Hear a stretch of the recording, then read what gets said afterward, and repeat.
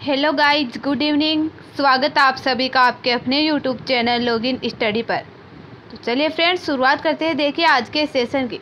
आज हम आपके लिए लेकर आए हैं पीटीटी और बीएसटीसी इंट्रेंस एग्ज़ाम 2022 में पूछे जाने वाले शिक्षण अभिरुचि की महत्वपूर्ण प्रश्नोत्तरी। तो चलिए फ्रेंड्स, शुरुआत करते हैं। देखिए आज के सेशन की। इस सेशन में हम आपके लिए लेकर आ रहे हैं प्रीवियस ईयर एग्जाम में पूछे गए क्वेश्चनों का कलेक्शन, जो आपके लिए एंट्रेंस एग्ज़ाम 2022 के लिए बहुत ही महत्वपूर्ण सेशन रहने वाला है। अभी तक अपने फ्रेंड्स के साथ इस सेशन को शेयर नहीं किया है तो शेयर कर दीजिए। इस सेशन को अपने फ्रेंड्स के साथ शेयर कर दीजिए जल्दी से, ताकि वो भी इस सेशन का मज़ा ले सके। तो चलिए शुरुआत करते हैं। देखिए आज के सेशन की। सबसे पहले हम आपके लिए एक मोटिवेशन लेके आए हैं। ना संघर्ष और ना तकलीफ तो खाक मजा है जीने में। यानी ना तो जीवन में संघर्ष हो और ना तकलीफ हो तो क्या खाक मजा है जीने में। बड़े बड़े तूफान थम जाते हैं जब आग लगी हो सीने में। बड़े बड़े तूफान थम जाते हैं जब आग लगी हो सीने में।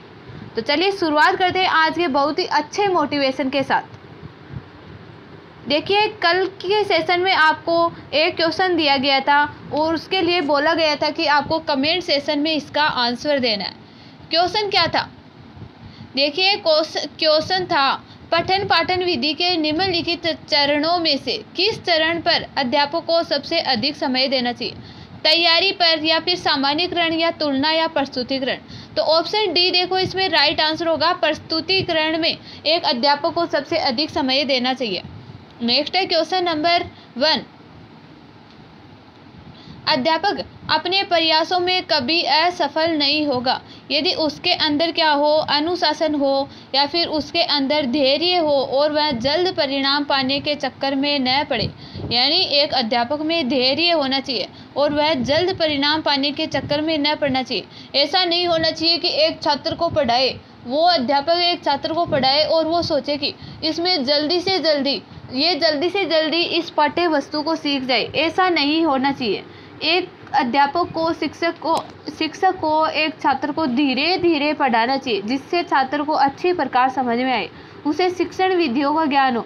यानी जो पढ़ाने की विधियाँ होती है उनका ज्ञान होना चाहिए। तो ऑप्शन डी देखो इसमें राइट आंसर होगा। यानी एक अध्यापक में उसके अंदर अनुशासन भी होना चाहिए, धैर्य, और वह जल्द परिणाम पाने के चक्कर में भी नहीं पढ़ना चाहिए, और अनेक शिक्षण विधियों का ज्ञान भी होना चाहिए। तो ऑप्शन डी राइट आंसर होगा। नेक्स्ट है क्वेश्चन नंबर 2। एक अच्छी पाठ योजना में सबसे अधिक समय दिया जाना चाहिए। एक जो अच्छी पाठ योजना होती है, यानी पाठ योजना क्या है? पाठ योजना का अर्थ आपको समझाते हैं। यानी एक शिक्षक होता है, वो क्या करता है? पढ़ाने से पहले ऐसा तो है नहीं कि वो जन्म से ही वो सब कुछ सीखा हुआ है, वो आपके सामने आकर सब कुछ पढ़ा देता है। ऐसा तो है नहीं। एक शिक्षक को भी जो सब्जेक्ट पढ़ाता है उसको पढ़ना पड़ता है। सबसे पहले उसे भी उस सब्जेक्ट को पढ़ना पड़ता है। यानी पाठ योजना उसे बनानी पड़ती है कि हमें ये सब्जेक्ट किस प्रकार किस विधियों को काम में लेकर पढ़ाना है। तो इसे बोलते हैं हम पाठ योजना। तो इसमें सबसे अधिक समय किसे देना चाहिए?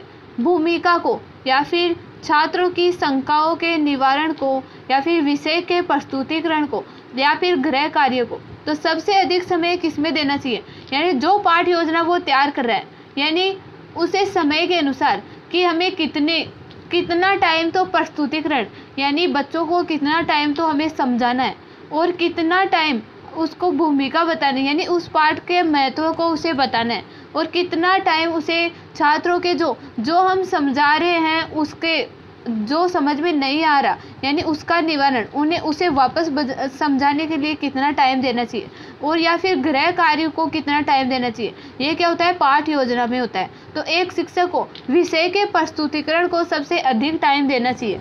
इससे क्या होगा? यदि बच्चों को सबसे अच्छा समझ में आ जाएगा, यानी अच्छी प्रकार से, भली प्रकार से बच्चों को समझ में आ जाएगा, तो छात्रों की शंकाओं के निवारण अपने आप हो जाएगा। यानी जो छात्रों के मन में शंकाएं होती है वो शंकाएं नहीं होगी, अपने आप ही निवारण हो जाएगा यदि प्रस्तुतिकरण अच्छा होगा। तो ऑप्शन सी राइट आंसर होगा।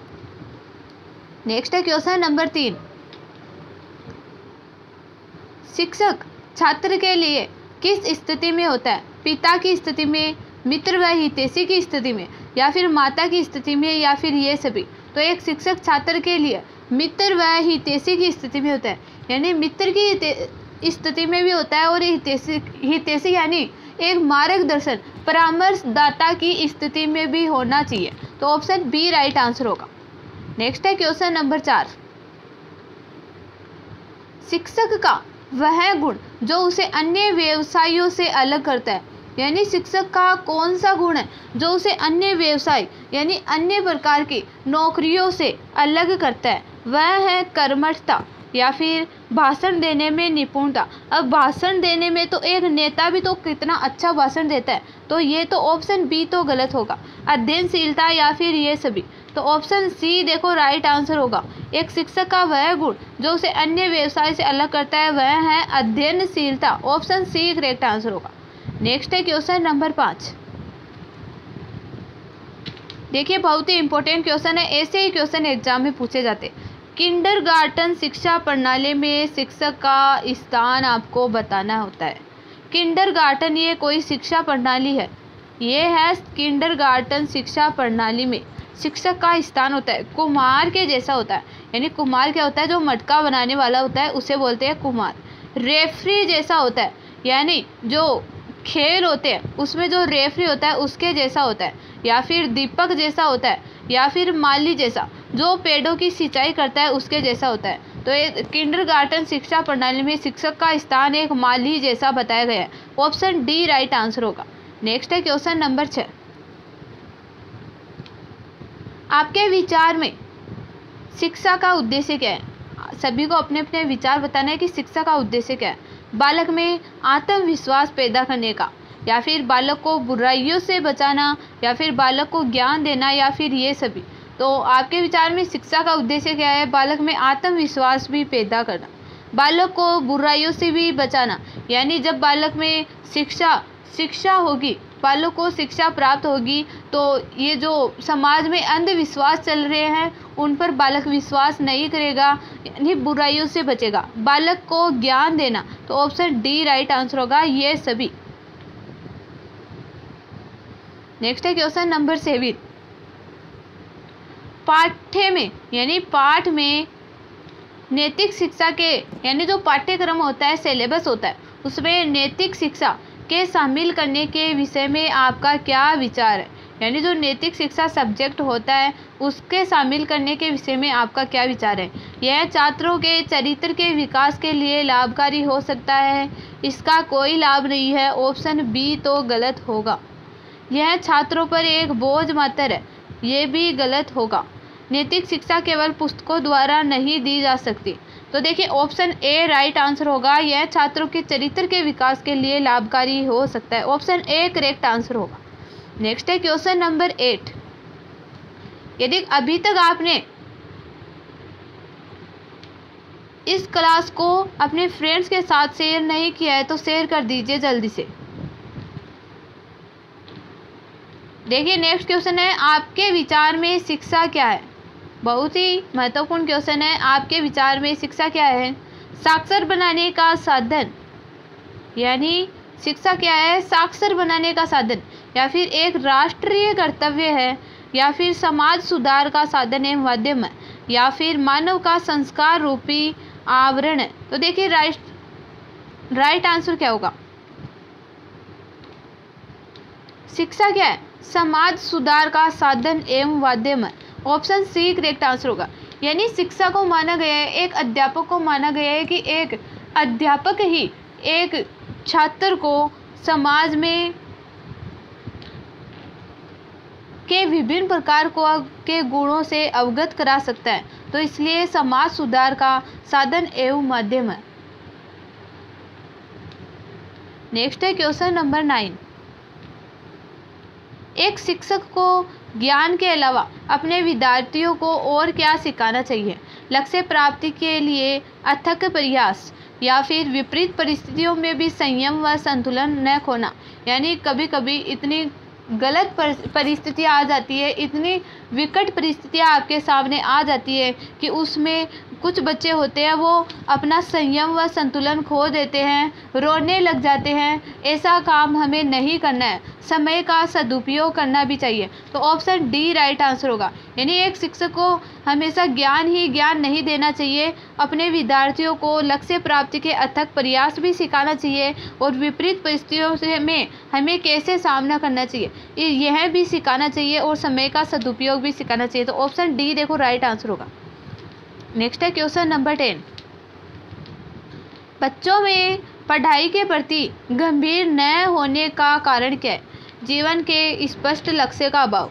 अब देखो, मैंने कल भी बताया था कि हमारे भारत जैसे देश में एक लक्ष्यहीन शिक्षा दी जाती है। यानी यहाँ कोई शिक्षा का कोई उद्देश्य नहीं है कि हमें किस रोजगार यानी किस सेक्टर में, किस क्षेत्र में हमें आगे बढ़ना है, इस प्रकार की कोई शिक्षा नहीं दी जाती है। यानी कि जीवन के स्पष्ट लक्ष्य का अभाव और शिक्षा के द्वारा उन्हें पुष्ट पोषण, यानी यहाँ पुष्ट नहीं है, यहाँ है पृष्ठ पोषण न मिलना। यानी शिक्षा के द्वारा उन्हें ज्ञान के अलावा और कुछ भी नहीं मिल रहा है। अशिक्षित पारिवारिक परिवेश, यानी जरूरी नहीं है कि जिन बच्चों का परिवार अशिक्षित है वो पढ़ाई के प्रति गंभीर नहीं है। ऑप्शन सी तो देखो गलत हो जाएगा, ऑप्शन डी राइट आंसर होगा। यानी एक तो हमारे भारत जैसे देश में स्पष्ट यानी लक्ष्य का अभाव होता है, यानी लक्ष्यहीन शिक्षा दी जाती है और शिक्षा के द्वारा उन्हें पृष्ठ पोषण न मिलना, यानी उन्हें पृष्ठ पोषण अच्छा नहीं मिलता। तो ऑप्शन डी राइट आंसर होगा। नेक्स्ट है क्वेश्चन नंबर 11। देखिए, महात्मा गांधी जी ने बेसिक शिक्षा की धारणा का प्रयोग सबसे पहले कहाँ किया था? जो महात्मा गांधी जी थे उन्हें बेसिक शिक्षा की धारणा का प्रयोग सबसे पहले कहाँ किया था? शांति निकेतन में, या फिर टॉलस्टॉय फोरम में, या फिर नोआखाली में, या फिर सेवाग्राम में। देखिए, ऐसे क्वेश्चन तो आपको याद ही रखने होंगे, ऐसे क्वेश्चनों पर आपको ज़्यादा ध्यान देना है क्योंकि ऐसे क्वेश्चन ही पूछे जाते हैं। तो ऑप्शन बी राइट आंसर होगा। बेसिक शिक्षा की धारणा का प्रयोग सबसे पहले टॉलस्टॉय फोरम में गांधी जी के द्वारा किया गया था। ऑप्शन बी राइट आंसर होगा, टॉलस्टॉय फोरम। नेक्स्ट है क्वेश्चन नंबर 12। देखिए, क्वेश्चन है, आप कक्षा में क्या कर रही है? पढ़ रही है। उस समय आचार्य द्वारा बुलाए जाने पर आप क्या करोगे? देखिए, आपके सामने एक समस्या आ गई। यदि आप कक्षा में पढ़ रही है और उस समय आचार्य द्वारा बुलाए जाने पर, आचार्य या प्रधानाचार्य द्वारा बुलाए जाने पर आप क्या करोगे? क्या कक्षा को छोड़कर तुरंत उनके पास चल देगी, या फिर घंटा समाप्ति के बाद ही जाएगी, या फिर एक स्लिप पर परिस्थिति लिखकर भेजेगी, या फिर स्पष्ट मना कर देगी? अब स्पष्ट तो मना हम कर नहीं सकते क्योंकि वो स्कूल के क्या रह गए? प्रधानाचार्य रह गए। और तुरंत उनके पास भी नहीं जा सकते क्योंकि इससे जो विषय वस्तु हम पढ़ रहे हैं या फिर जो शिक्षक पढ़ा रहे हैं उनका क्या होगा? अपमान होगा कि हम तो पढ़ा रहे हैं और ये लड़की क्लास छोड़कर भाग गई। तो ऑप्शन ए भी गलत होगा, घंटा समाप्ति के बाद ही जाएगी।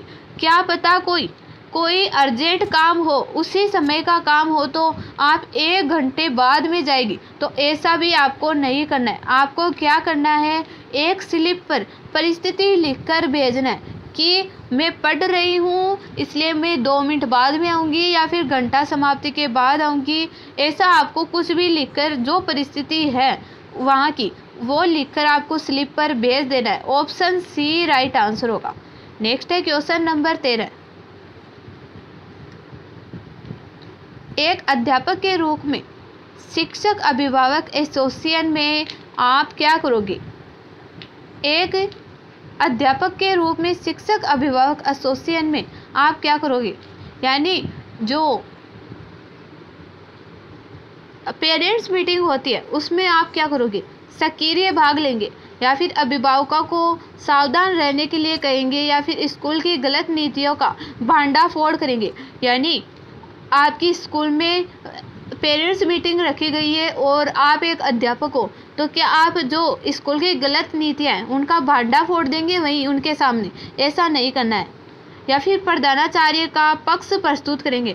आप प्रधानाचार्य का पक्ष भी प्रस्तुत नहीं कर सकते, क्योंकि आप एक समाज में एक भावी शिक्षक, देखिए समाज में शिक्षक को बहुत ही अच्छी नज़र से, बहुत ही बड़ी नज़र से एक शिक्षक को देखा जाता है। तो ऑप्शन डी भी गलत होगा। आप प्रधानाचार्य का पक्ष ही प्रस्तुत नहीं कर सकते, आपको अभिभावक का पक्ष भी प्रस्तुत करना है। अभिभावकों को सावधान रहने के लिए कहेंगे या फिर सक्रिय भाग लेंगे। तो सबसे पहले आपका कर्तव्य है कि आप पेरेंट्स मीटिंग में क्या करोगे, सक्रिय आपको भाग लेना है। अब उनके बच्चे की आपको स्थिति बतानी है और घर में जो स्थिति है उसकी जानकारी आपको लेनी है। तो ऑप्शन ए राइट आंसर होगा। नेक्स्ट है क्वेश्चन नंबर 14। निम्नलिखित में से किस विद्वान का कहना है कि खेल क्या होता है, बालक की जन्मजात स्वाभाविक प्रकृति है। यानी ऐसा कौन सा विद्वान का कहना है कि खेल बालक की जन्मजात स्वाभाविक प्रवृत्ति है। स्टैन का, मैकडूगल का, नन या फिर वेलवर्टाइन का। तो देखिए राइट आंसर क्या होगा, ऑप्शन बी मैकडूगल का। यानी ये कुछ कथन है जो आपको याद करने हैं कि खेल बालक की जन्मजात स्वाभाविक प्रवृत्ति है। ये किसका कथन है, मैकडूगल का कथन है। यदि आप इन क्वेश्चनों का बार बार अभ्यास करेंगे तो यह आपके अभ्यास में आ जाएंगे। तो ऑप्शन बी राइट आंसर होगा। नेक्स्ट है क्वेश्चन नंबर 15। विद्यालय में अपना निश्चित स्थान बनाने के लिए एक शिक्षक को क्या करना चाहिए। यानी विद्यालय में स्थान बनाने के लिए आपको क्या करना चाहिए एक शिक्षक के रूप में। छात्रों को अपने पक्ष में कर ले, या फिर अपने उत्तरदायित्व में आस्था रखे, या फिर अपने अधिकारियों के संपर्क में रहे, या फिर साथियों का बड़ा समूह बना ले। तो ऑप्शन बी राइट आंसर होगा, अपने उत्तरदायित्व में आस्था। यदि आप अपने कर्तव्य, अपने उत्तरदायित्व में जो आपको कार्य दिया जा रहा है उसमें यदि आप अपनी आस्था बनाए रखेंगे, अपना विश्वास बनाए रखेंगे, उसमें ही आप निरंतर कार्य करते रहेंगे तो आप विद्यालय में अपना निश्चित स्थान बना सकते हो।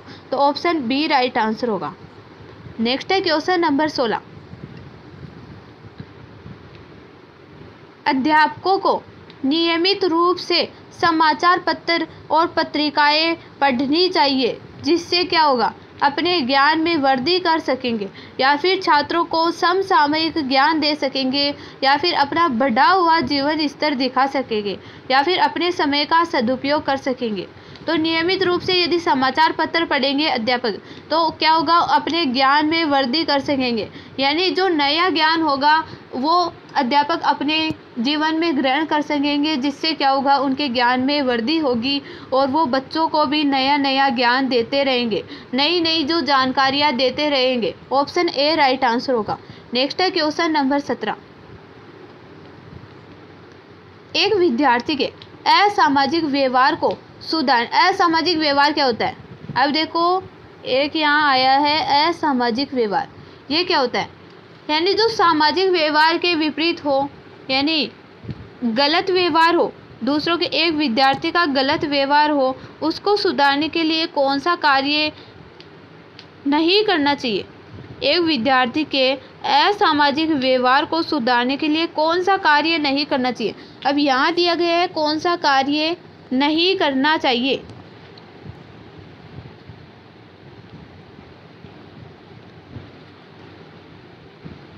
दूसरे विद्यार्थियों से कहना कि वह उसके साथ न रहे, या फिर विद्यार्थियों से समस्या पर विचार करना चाहिए।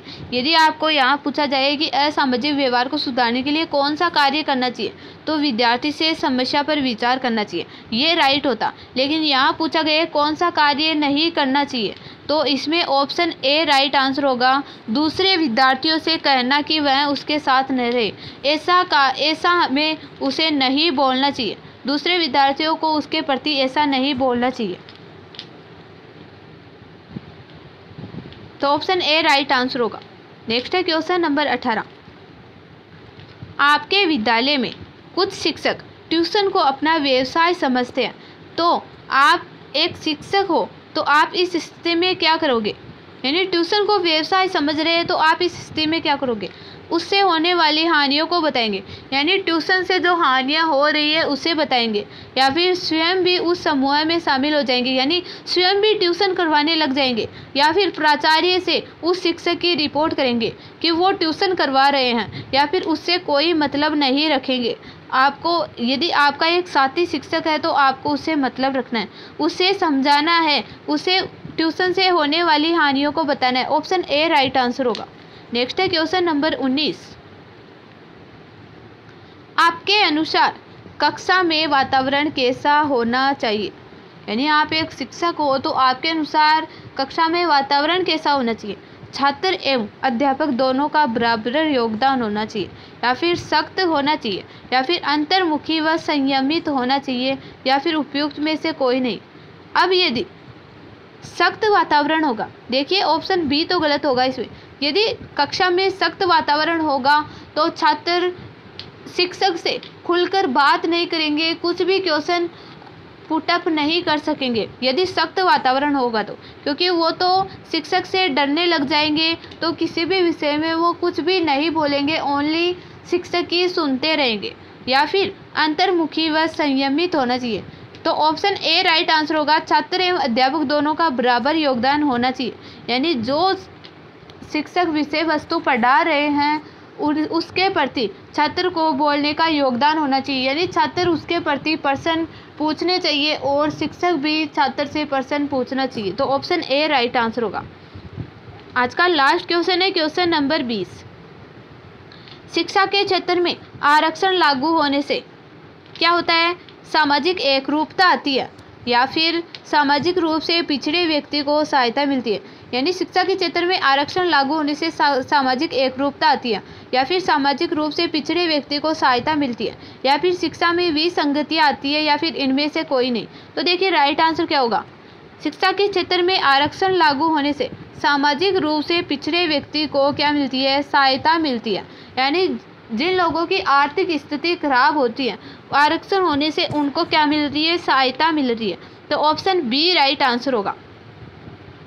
सभी को कमेंट सेक्शन में बताना है कि आपको क्लास कैसी लगी, और यदि क्लास अच्छी लगी है तो सभी को क्लास को लाइक करना है, शेयर करना है, और यदि आज ही आप इस चैनल पर जुड़े हो तो चैनल को सब्सक्राइब कर लेना है और बेल आइकन को प्रेस करना है, ताकि आपको डेली नोटिफिकेशन क्लास के मिलती रहे। देखिए इस प्लेटफॉर्म पर यानी इस चैनल पर आपको बीएड और बीएसटी से इंट्रेंस एग्जाम में जो सब्जेक्ट आते हैं उन सभी सब्जेक्ट की क्लासें रेगुलर लगाई जा रही है, तो उन सभी क्लासों को आपको रेगुलर लेना है। तो चलिए फ्रेंड्स, क्लास को देखने के लिए सभी को थैंक यू।